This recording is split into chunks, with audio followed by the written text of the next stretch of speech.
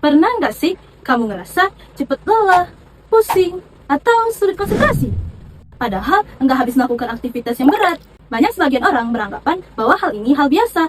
Padahal bisa jadi itu adalah tanda-tanda dari anemia. Sekarang, coba bayangkan jika diri kamu kekurangan kendaraan untuk membawa oksigen ke seluruh tubuh. Itulah juga gambaran untuk diri seseorang yang terkena anemia. Secara sederhana, anemia adalah kondisi ketika kadar hemoglobin atau sel darah merah berada di bawah batas normal. Sehingga kemampuan darah dalam membawa oksigen itu menurun. Akibatnya, tubuh kita menjadi mudah lelah, kurang konsentrasi, atau bahkan kegiatan yang ringan pun menjadi lebih berat. Tahukah kamu apa saja parameter dari anemia? Yuk kita cari tahu satu persatu. Yang pertama, yaitu ada hemoglobin. Hemoglobin merupakan komponen sel darah merah yang mengikat dan membawa oksigen ke seluruh tubuh. Sekarang, coba perhatikan tabel di bawah ini. Ini adalah kadar hemoglobin yang normal berdasarkan usia dan kondisi. Coba bayangin, bagaimana jika hasil pemeriksaan seseorang di bawah angka-angka ini? Artinya, kadar hemoglobinnya tidak berada dalam batas normal, dan kondisi tersebut dapat menjadi indikasi anemia. Yang kedua, hematokrit.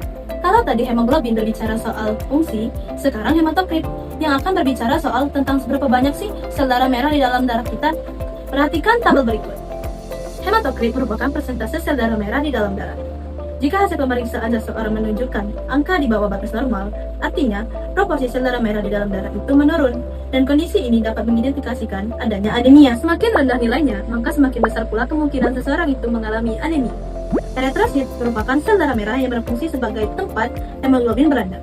Dengan kata lain, eritrosit merupakan wadah yang membawa hemoglobin dalam darah. Perhatikan tabel nilai normal di bawah ini. Jika jumlahnya di bawah rentang tersebut, maka tubuh akan sulit memenuhi oksigen, dan itu dapat menjadi salah satu faktor dapat terjadinya anemia. Nah, yang sering disalahpahami, anemia itu bukan cuma satu jenis, tetapi ada beberapa jenis dan penyebabnya pun berbeda. Yang pertama yaitu anemia defisiensi. Anemia defisiensi merupakan jenis yang paling umum, terutama pada wanita. Terjadi karena tubuh kekurangan zat besi untuk membentuk hemoglobin, dan baru terasa apabila zat besi dalam tubuh itu sudah menipis. Yang kedua yaitu anemia makrosifik. Anemia makrosifik ini disebabkan akibat kekurangan vitamin B12 atau asam folat, dengan ciri yaitu sel darah merah berukuran lebih besar daripada sebelumnya. Kondisi ini juga dapat memengaruhi sistem saraf. Yang pertama seperti gangguan kesemutan, yang kedua juga penurunan konsentrasi. Yang ketiga yaitu anemia hemolitik. Anemia hemolitik ini yaitu adalah sel darah merah dihancurkan lebih cepat daripada sebelumnya, sehingga tubuh tidak dapat menggantinya dengan cukup. Sekarang pertanyaannya yaitu bagaimana sih kita mengetahui seseorang itu mengalami anemia atau tidak?